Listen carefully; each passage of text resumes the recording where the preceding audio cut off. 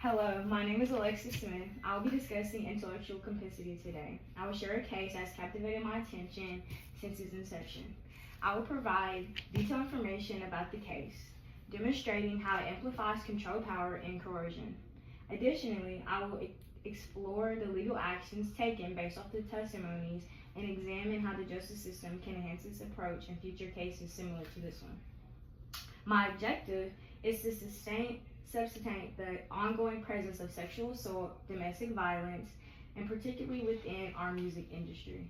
I trust that this presentation will provide you with a comprehensive understanding of how control power can manipulate our justice system. The story I'll be talking about is the Diddy trial. It has become a nexus where justice, celebrity, race, gender, and media collide. Culturally, it spotlights how the #MeToo movement struggles with powerful figures, how communities reckon with hero-fall narratives, and how legal definition of abuse have evolved. For many, the verdict both amplifies systematic failures and underscores the need for deeper cultural change, a shared lesson echoing for beyond the courtroom. So reasons why it's clear of control, power, and coercion is because the prosecution labeled Diddy as an orchestrator of a criminal enterprise.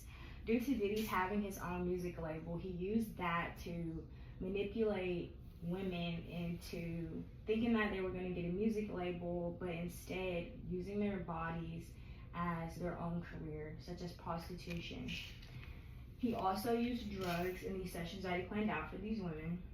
Another form is multiple relationships with women, kind of in the music industry, is who he worked with. Instead of making them feel loved by gifting them things or going out and doing things with them as a couple, his sense of love was taking them on freak-offs and drugging them, flying them to other places, out of the country, to get that type of relationship with them, and that is called cuckolding.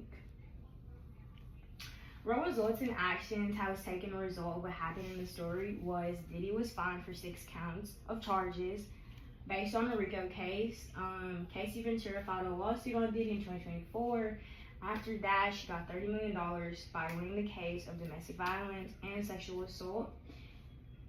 Even though Diddy was counted for about 6 counts of something related to a RICO case, Diddy was only acquitted for 2 charges, which was transportation for prostitution for the 2 ladies that was in this.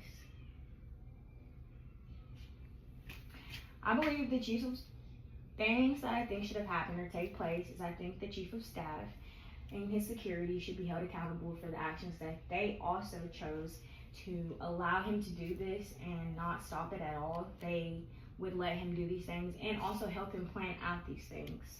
Another thing I think would have helped is that the jurors should have viewed this a way more different than what the defense tried to paint in their head.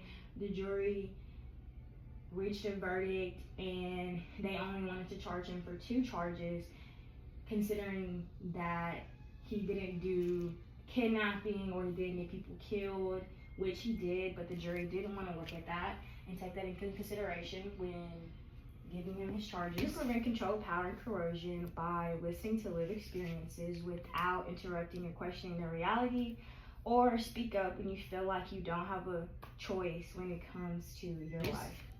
In conclusion, thank you for listening to my intellectual complicity speech. Today I have shared a case with you that has captivated my attention significantly.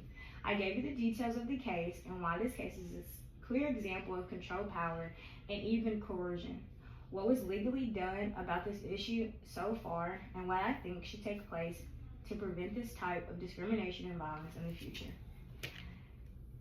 Hopefully, you know more about controlled power, how intense it is, and better ways to prevent it. Please use this information to make the world a better and safe place.